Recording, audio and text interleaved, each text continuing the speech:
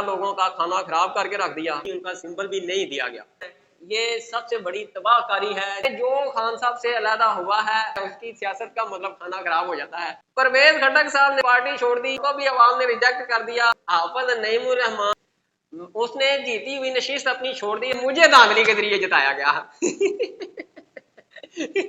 अब जो जीत रहा है वो भी जनाब रो रहा है, जो हार रहा है वो भी रो रहा है। असल में हमारा पाकिस्तान हार गया है और पीटीआई क्लेम भी कर रही है हमारे साथ धांधली हुई है, इतनी ज्यादा सीटें भी लेके बैठे हुए हैं। अस्सलाम वालेकुम नादरीन, कैसे हैं आप? मैं हूं खलील मुजफ्फर के और आप देख रहे हैं फन मजा कसूर।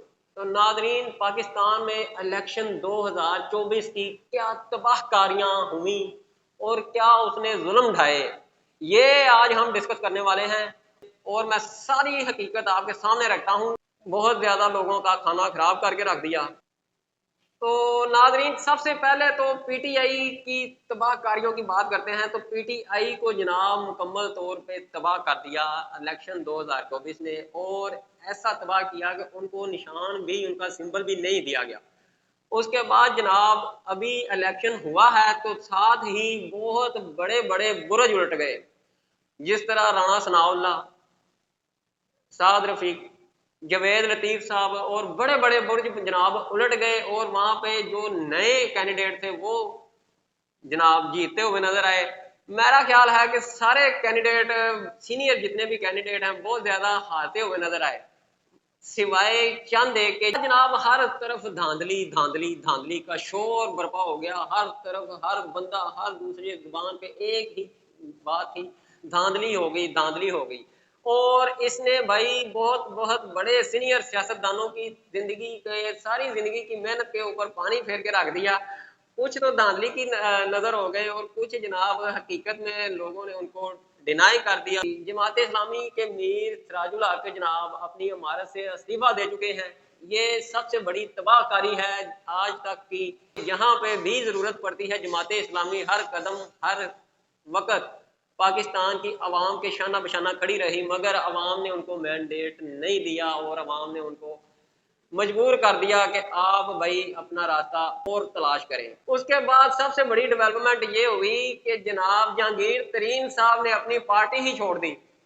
जहांगीर तरीन साहब वो अहम पर्सन है, वो इम्पोर्टेंट पर्सन है जिन्होंने पिछली हुकूमत में जनाब अपने जहाज को टैक्सी की तरह चलाया था और जगह जगह पे जाके कैंडिडेट इकट्ठे किए थे। जो आजाद उम्मीदवार जीते जनाब हर जगह पे पहुंच के, तो इमरान खान साहब को प्राइम मिनिस्टर बनाने में उनका बहुत बड़ा किरदार था।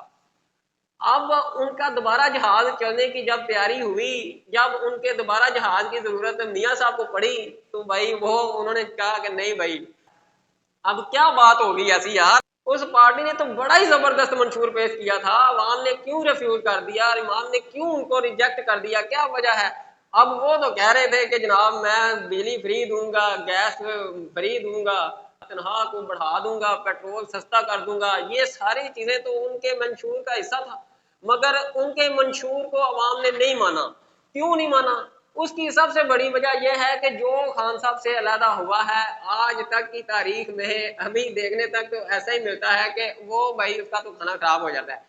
खान साहब की तरफ जब कोई जाता है तो उनको वो बहुत ज्यादा अच्छे तरीके से वेलकम करते हैं, उनको सराखों पे बिठाते हैं और जनाब वो उसके जमीर की आवाज होती है। जो खान साहब से अलहदा होता है उनको छोड़ के जाता है, उसका खाना खराब हो जाता है, उसकी सियासत का मतलब खाना खराब हो जाता है और वो किसी दोबारा वो सियासत करने के लायक ही नहीं रहता। अवाम उसको इस तरह से रिजेक्ट करती है। जहांगीर तरीन साहब ने पूरी तौर पे अब सियासत भी छोड़ दी है और सियासत छोड़ने के साथ साथ उन्होंने अपनी पार्टी भी छोड़ दी। उन्होंने कहा भाई मेरा अब सियासत के साथ कोई लेना देना नहीं। अब तीसरी बड़ी तबाहकारी क्या होगी वो भी आपको बताता हूं कि परवेज खटक साहब ने पार्टी छोड़ दी। अब उन्होंने भी सियासत से रेस्ट ले ली, उनके साथ भी यही काम हुआ, उनको भी अवाम ने रिजेक्ट कर दिया। खान साहब के जो प्यार करने वाले थे, खान साहब के साथ जो मोहब्बत करने वाले थे, यार उनके अंदर एक बात बड़ी अच्छी है, जो पाकिस्तान तहरीक इंसाफ के सपोर्टर हैं, वो कोई भी हो, उन्होंने वोट एक तो लाजमी कास्ट करना है और देना सिर्फ पाकिस्तान तहरीक इंसाफ को है, भला वहां पे कोई किसी किस्म का घटिया तरीन इंसान ही क्यों ना हो। उन्होंने वोट अपना पीटीआई को देना है और देना भी जरूर है। दूसरी किसी भी जमात का सपोर्टर देख लें, नून लीग को या पीपल्स पार्टी को, दूसरी पार्टी को जिनने वोट देना था ना, उन्होंने वोट कास्ट नहीं किया। तो हमने वोट देके क्या करना है, दे या ना दे, बात तो एक ही है। मगर भाई इन्होंने वोट दिया, पीटीआई के सारे लोगों ने वोट दिया और खान साहब को दिया, किसी का वोट मिस नहीं हुआ।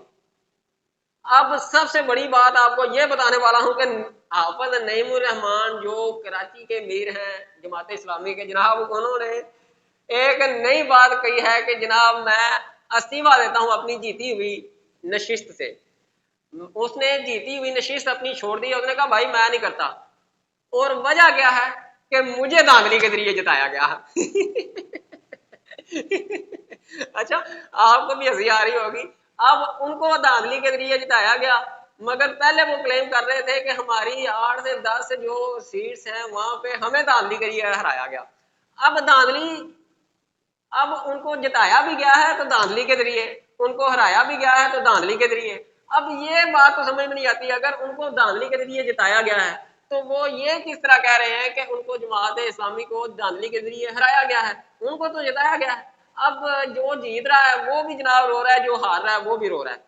अब सबसे बड़ी बात ये है, जिस तरह से पाकिस्तान मुस्लिम लीग नवाज के कायद मियां मोहम्मद नवाज शरीफ जनाब, वो कह रहे हैं कि मेरे साथ भी धांधली हुई है। अब उनके साथ NA-15 में धांधली हुई है, NA-30 में सारी दुनिया कह रही है कि इनके लिए धांधली हुई है, मगर वो NA-15 में कह रहे हैं कि हमारे साथ धांधली हुई है। असल में हमारा पाकिस्तान हार गया है, हमारा सिस्टम हार गया है। और ऊपर से भाई पीटीआई के जो अभी चेयरमैन हैं गौहर अली खान साहब, उन्होंने जनाब एक नया कट्टा खोल दिया। उन्होंने कहा है कि भाई 180 सीट्स हमारे हिस्से में आ रही थी, 180 सीटें हम जीत रहे थे। 180 सीटें मतलब उन्होंने पूरी 2/3 मेजोरिटी निकाल के ना तो सामने रख दिया कि भाई ये हमें दे। 180 पे आपके उम्मीदवार जीत रहे हैं, तो आपने भाई 85 सीटों पे क्यों नहीं बंदे खड़े किए? अगर आप 85 सीटों पे और बंदे खड़े कर देते तो भाई वो भी आप जीत जाते। अगर वो आप हार रहे हैं तो वो क्यों हार रहे हैं? ये क्या वजह बन गई? आप कह रहे हैं कि हमारे साथ धांधली हुई, जमात इस्लामी कह रही है हमारे साथ धांधली हुई। अब क्या यार यहाँ पे हो रहा है? कोई जीता नहीं है, कोई पाकिस्तान का बंदा नहीं जीता, मगर फिर भी पाकिस्तान हार गया है। एक बड़े लंबे अरसे से जनाब सियासत कर रहे थे, इस इलेक्शन के बाद जनाब उन्होंने भी सियासत से हाथ उठा लिए। उन्होंने कहा कि भाई हमारे तोबा, हम तो भाई अब नहीं करने वाले सियासत। इन्होंने अगर धांधली की है तो राणा सनाउल्लाह को ना जिताते। इतना उनका एक सीनियर सियासतदान है और उनका वजीर है। उसके बाद जनाब जावेद लतीफ साहब को ना जिताते, तो उसके बाद तीसरे साद रफीक साहब को ना जिताते। इतने इतने बड़े बुर्ज उठ गए। अब ये भी फिर भी ये क्लेम भी कर रहे हैं कि हमारे साथ धांधली हुई है, और भाई ये ज्यादा सीट्स भी लेके बैठे हुए हैं। और पीटीआई क्लेम भी कर रही है हमारे साथ धांधली हुई है, इतनी ज्यादा सीटें भी लेके बैठे हुए हैं। और MQM की तरफ से भाई ओके ऑल इज वेल की आवाज है, भाई हर सब कुछ ठीक है, यहाँ पे कोई धांधली नहीं है। तो भाई ये बात है सारी।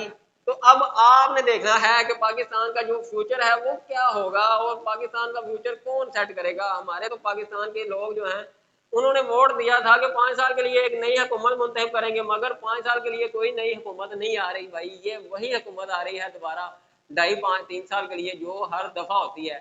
और इस दफा भाई किसी ने कोई इंटरफेयर भी नहीं करना, तो खुद ब खुद ही ये हुकूमत अपना दम तोड़ देगी। तो इसके साथ मुझे इजाज़त दीजिए, मेरे चैनल को सब्सक्राइब करें, लाइक करें और शेयर करें। अल्लाह हाफिज।